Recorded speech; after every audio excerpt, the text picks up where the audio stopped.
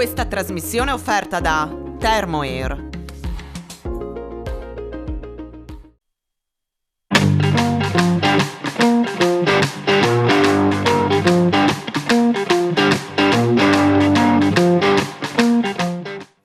Eccoci qui al punto a Telefriuli con il nuovo sindaco di Pagnacco, Laura Sandruvi. Benvenuta sindaco. Grazie Enzo, buongiorno a tutti. Beh, un debutto televisivo per lei, un debutto anche per noi col nuovo sindaco, perché lei ha retto anche una situazione anche particolare, no? La reggenza del periodo dove il precedente sindaco, come sapete, è scomparso, ha dovuto prendere il timone del comune di Pagnacco. Le elezioni sono andate bene, sì. Quindi siamo già al timone di nuovo, per cui magari com'è la situazione generale, sindaco? Ma devo dire che sono stata veramente molto felice di un risultato trionfante che un po' mi ha rincuorato, nel senso che significa che la gente ha apprezzato il lavoro svolto in quest'ultimo periodo.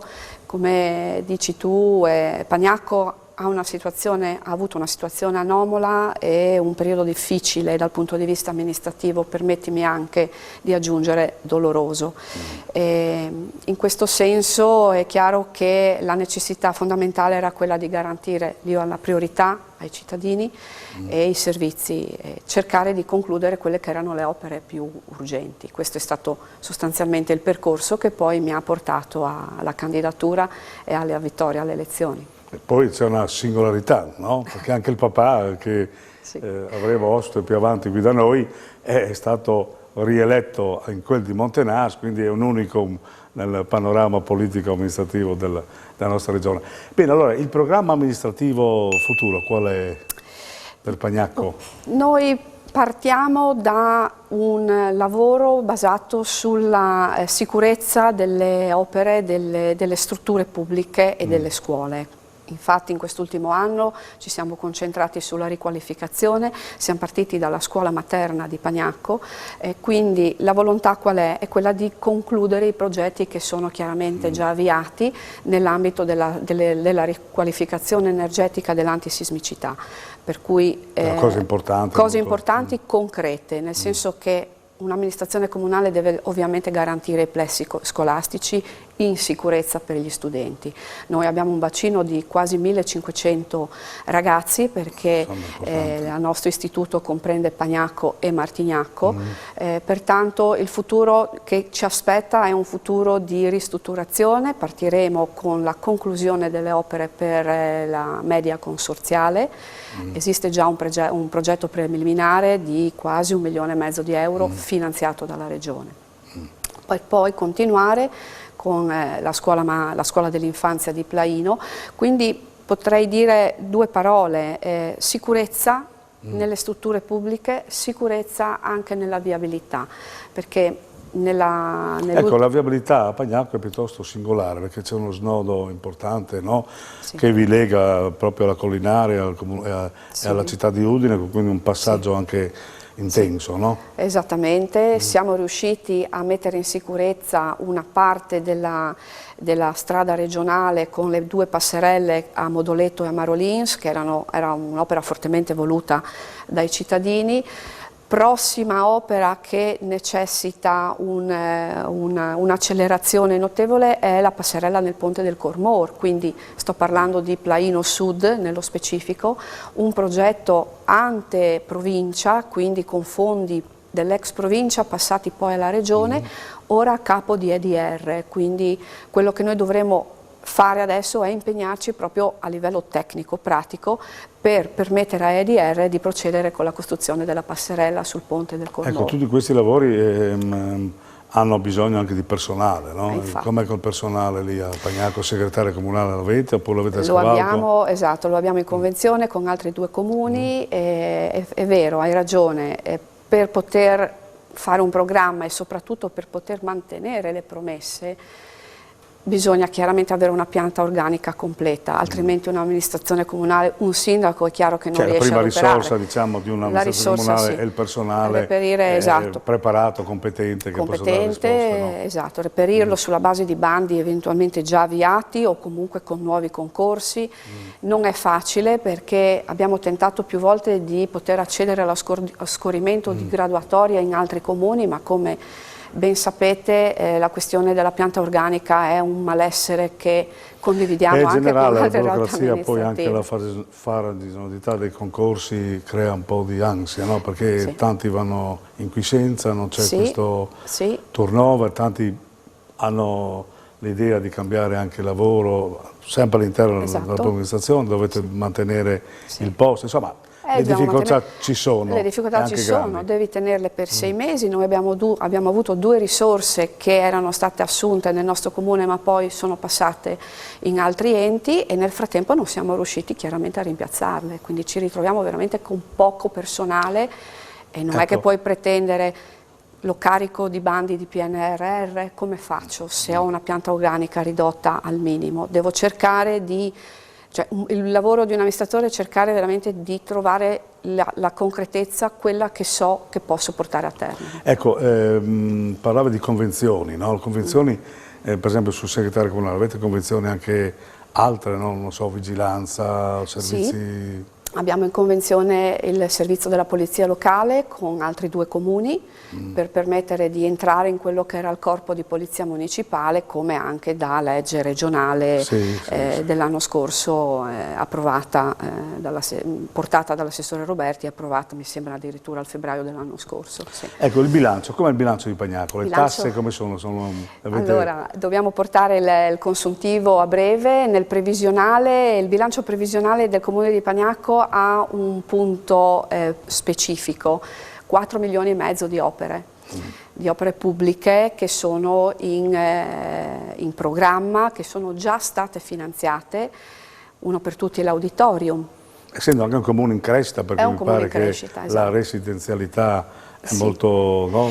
Ed è a vocazione residenziale il comune di Pagnaco, pertanto bisogna anche focalizzare l'attenzione, secondo me, su quello che il cittadino chiede, anche nelle cose proprio più semplici, se vogliamo, una valorizzazione dei parchi e delle piazze pubbliche, per esempio, dotando magari di giochi per bambini. Sì, anche perché l'attività quotidiana deve un po' riprendere, no? Dopo il periodo della pandemia, anche dal punto di vista psicologico la gente deve piano piano ritornare, no? Alle vecchie abitudini. Esatto, e soprattutto questo... Possiamo dire che la pandemia ha colpito molto i piccoli comuni che avevano un tessuto sociale molto radicato.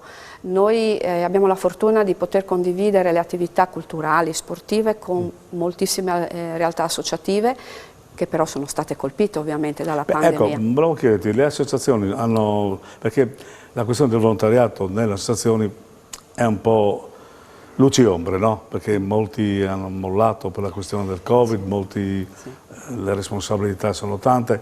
Ecco, come funziona a Pagnaco? Ci sono molte associazioni, perché questo si vede anche dall'attività. Il grido d'allarme delle associazioni come quelle di Pagnaco è veramente cercare volontari, cercare persone che si mettano a disposizione per il territorio.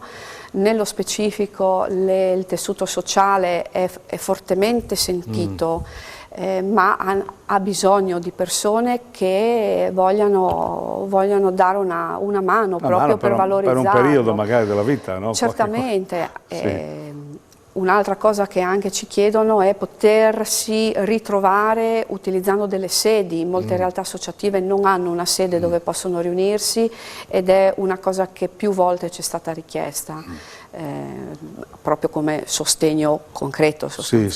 Poi c'è sempre la protezione civile, che comunque la fa da padrone in tutti i comuni, no? Perché insomma, punto di riferimento che è imprescindibile, mi pare ormai. Esatto, il nostro fiore all'occhiello, la protezione civile di Pagnaco conta più di una quarantina di volontari. Abbiamo proprio fatto una cerimonia molto importante circa 2 mesi fa, abbiamo intitolato la sede della protezione civile al compianto amato sindaco Luca Mazzaro. Questo è un omaggio anche per il suo impegno e per questa repentina scomparsa che ha un po' sconvolto un po' anche la comunità, no? Mi pare. Sì, la comunità ha avuto una gravissima perdita sentita, e per quello dico che Pagnacco è anomalo, perché arriva da un percorso estremamente difficile. Bisogna chiaramente guardare avanti, sempre pensando a quello che il nostro sindaco ci ha lasciato, continuare un po' nelle sue orme e pensare anche a un futuro con nuove opere, con nuove attività. Ecco, sì. allora fra poco la Giunta sarà pronta, le deleghe le abbiamo già in testa, Sindaco, quindi Sì, si partirà. Assolutamente fra poco, no? sì, è una giunta, è una scelta coraggiosa quella che abbiamo fatto a Pagnacco, perché siamo riusciti a condividere delle idee. Io ho cercato persone, non sono andata a fare una valutazione di tipo politico-partitico, bensì ho voluto costruire una squadra con persone fortemente radicate sul territorio e che hanno in comune l'amore per il proprio paese e la volontà di lavorare per il proprio paese. Certamente possiamo anche provenire da storie politiche diverse, ma in comune abbiamo veramente il senso e la volontà di lavorare per la comunità. È un trend che io penso vada avanti sempre di più, perché i comuni hanno bisogno delle persone che vogliono impegnarsi, e quindi il senso civico è qualche volta più preponderante rispetto all'appartenenza politica, qualche volta, specialmente nei comuni che hanno bisogno anche di una spinta, no? Sì. Ecco, con i rapporti con la Regione come sono? Mi pare buoni, no? Ottimi, ottimi. Noi abbiamo ottenuto tra l'altro un fondamentale contributo proprio l'anno scorso nella concertazione, nell'assestamento estivo, che ci ha permesso di ottenere ancora un finanziamento di 700.000 euro che ci permetterà di portare a termine e a conclusione i lavori di riqualificazione dell'auditorium, che diventerà il primo auditorium Covid-free della Regione.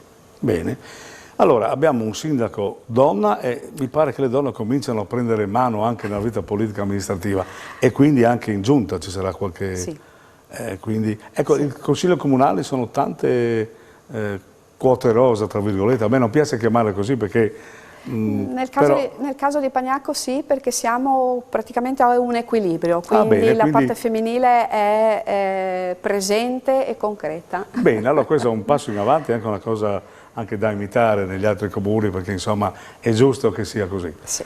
Bene, allora, caro Sindaco, io ringrazio per la partecipazione, perché insomma anche che mi hai dato anche la prima intervista. È vero, sono un po' emozionata, devo dire la verità. Ecco, sei andato benissimo, sono molto contento, naturalmente auguri a te, alla tua giunta, all'amministrazione e a tutti i cittadini di Pagnacco, e alla prossima. Tu sai che qui a Telefriuli al Punto è sempre aperta la porta per l'amministrazione comunale di Pagnacco. Grazie veramente a tutti quanti, grazie. Bene, e noi ci vediamo alla prossima.